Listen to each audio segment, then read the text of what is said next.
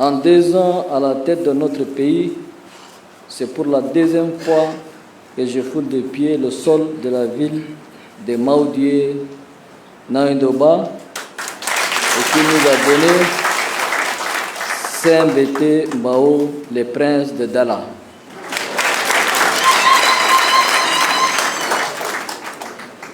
L'évocation de ces 2 noms passés dans la postérité de notre pays nous amène à rendre un vibrant hommage à tous les acteurs du monde de l'art et de la culture partis de Mondou pour irradier tous les Tchad, voire toute l'Afrique et le monde entier.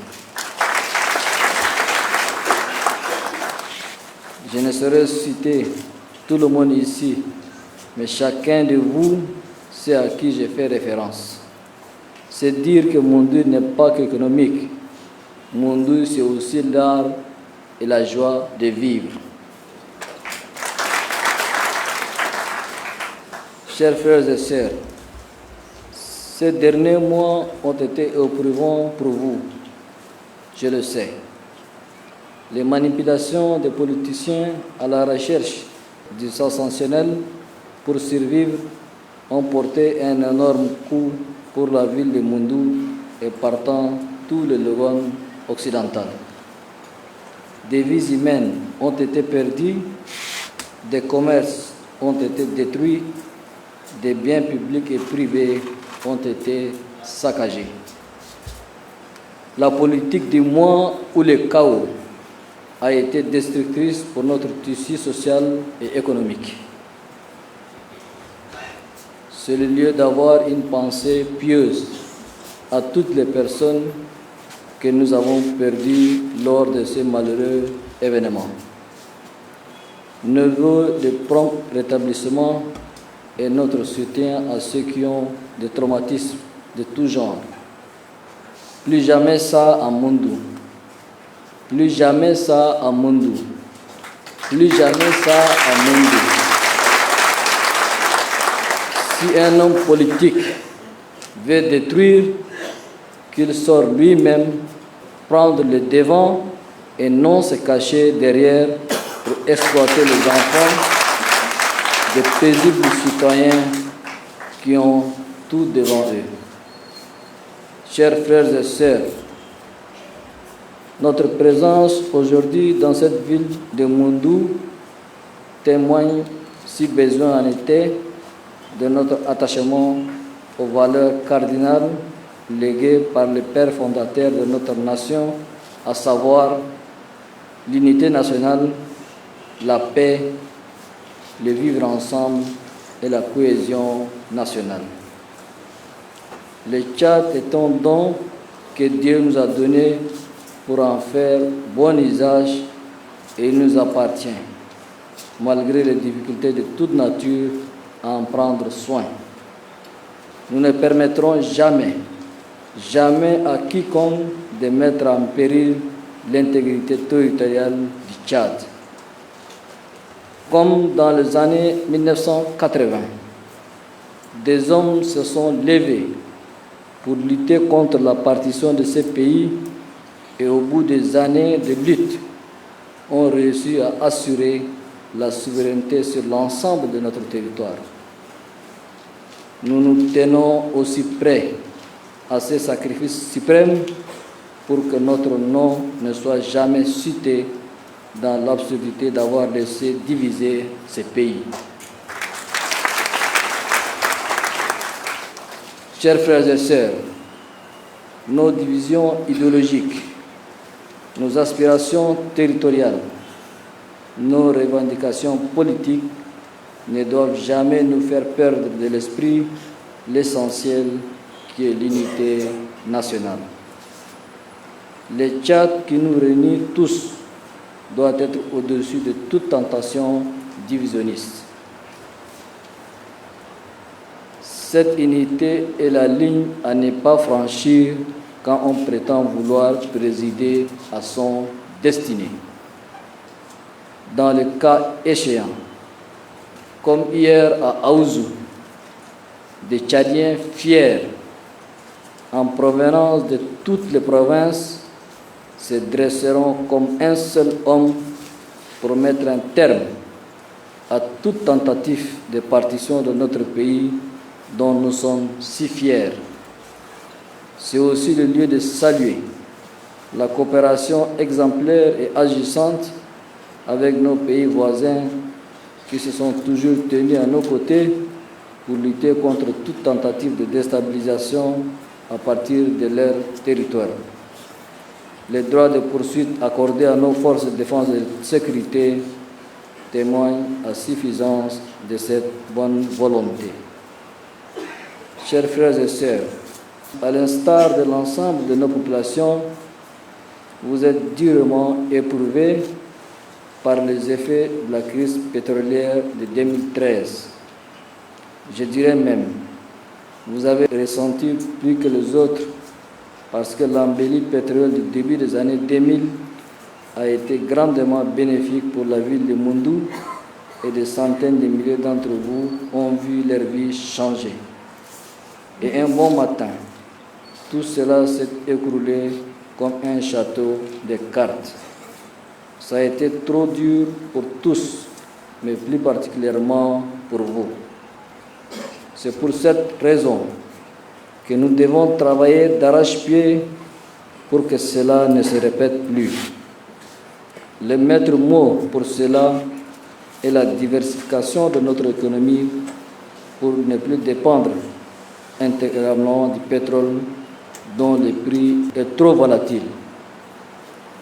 C'est dans cette optique que nous avons décidé d'implanter ici la zone économique spéciale afin de donner plus d'opportunités à nos jeunes et aussi à nos agriculteurs et éleveurs qui seront les principaux bénéficiaires de ces installations sur les terres fertiles du Logone.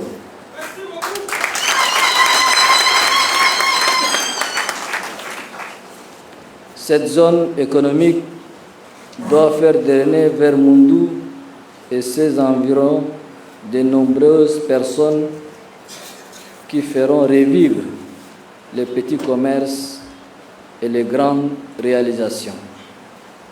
Je vous invite à faire comprendre les tenants et aboutissants de ces gigantesques projets à caractère exclusivement économique afin que le paysan soit suffisamment informé et d'être capable de discerner le vrai du faux. Un tel projet, ça s'arrache. Il ne tient qu'à chacun de vous de savoir en bénéficier. Dans la même veine, nous faisons tout pour redonner à notre pays l'entier contrôle sur ses revenus pétroliers. Notre farouche opposition à la cession par ExxonMobil de ses parts à une nébuleuse société fait partie de notre lutte pour garder notre souveraineté dans l'exploitation des bienfaits de notre sous-sol, seule manière de disposer des moyens pour résoudre les problèmes les plus urgents qui touchent notre vécu quotidien et de soutenir le processus de refondation de notre pays.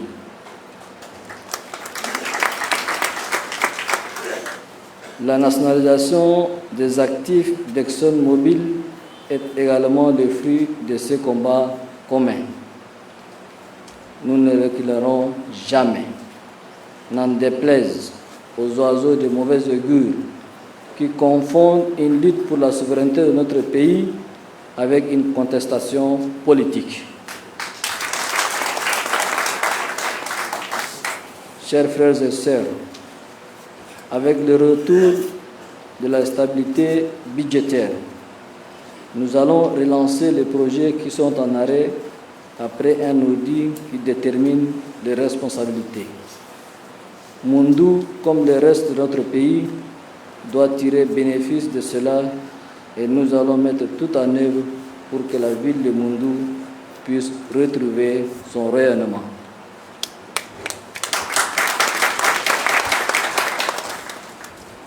La mission des conseillers qui est venue ici et qui a rencontré l'ensemble des forces vives au niveau de la ville de Moundou mais aussi dans tous les départements, a transmis fidèlement vos préoccupations et elles seront prises en compte.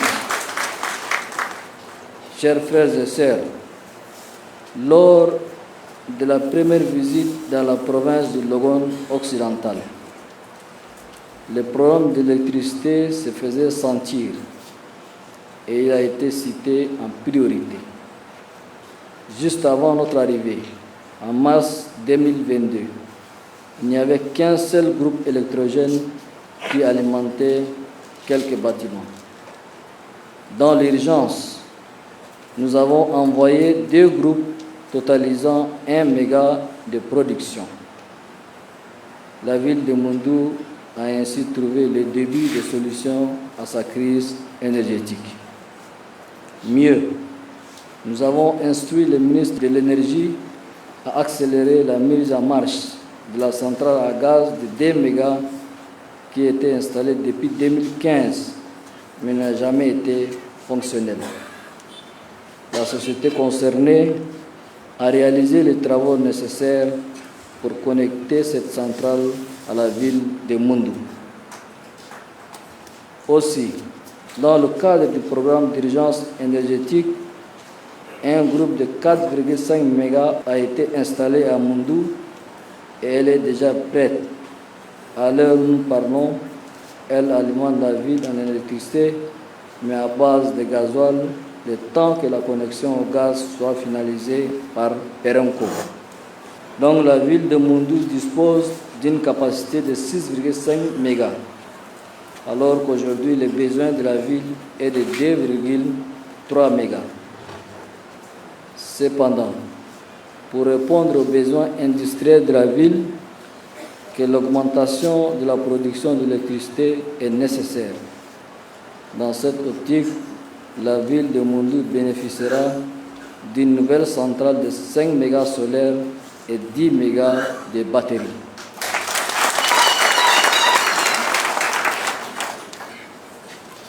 À vous, mes sœurs et mères du Logone occidental,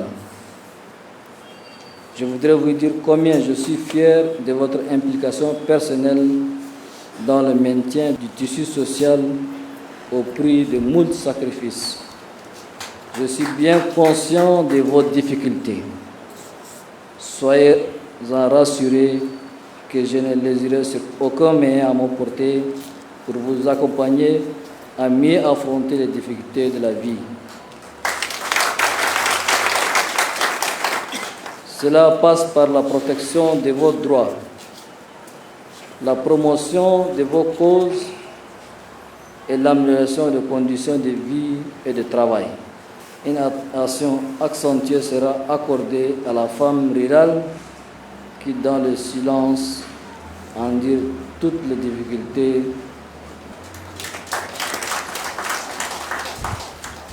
Chers frères et sœurs, éleveurs et agriculteurs, j'ai vu revenir à plusieurs reprises dans vos préoccupations la nécessité de retracer le couloir de transhumance. Je pense que cette préoccupation est partagée par tout le monde et le gouvernement doit s'atteler à rendre effectif cela pour mieux adapter ce couloir à la réalité de l'ère en intégrant la croissance démographique, l'augmentation du cheptel et le dérèglement climatique qui est pour beaucoup. J'instruis donc le ministre d'État en charge de l'agriculture et son collègue, le ministre de l'Élevage, de nous proposer un chemin commun pour sortir de cette spirale de la violence entre agriculteurs et éleveurs qui sont condamnés à vivre ensemble. Dans la perspective de la relance de l'économie locale, la dette intérieure sera réglée au fur et à mesure. Les opérateurs économiques de Logone occidental, après cette longue attente, peuvent avoir une bouffée d'oxygène et recommencer par animer le marché local.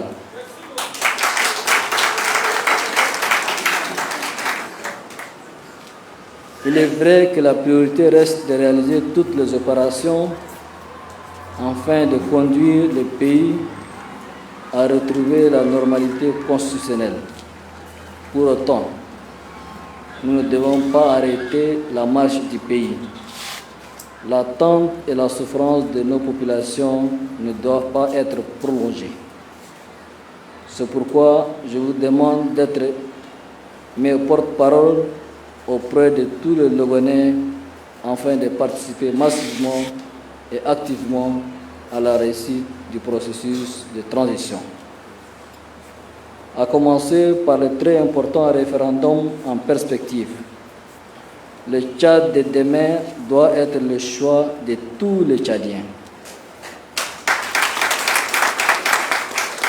Ensemble, nous devrons faire en sorte que ce Tchad nouveau soit celui de nos rêves, que nos choix, actes et décisions soient justes et porteuses d'espoir. C'est à cela que je vous invite individuellement et collectivement, frères et sœurs du Logone occidental, vous sur qui je fonde un grand et légitime espoir pour construire ensemble un nouveau Tchad et redonner plus de raisons aux Tchadiens de croire en leur pays. Merci pour l'accueil, merci pour la mobilisation. Que Dieu vous bénisse et Dieu bénisse le Tchad. Je vous remercie.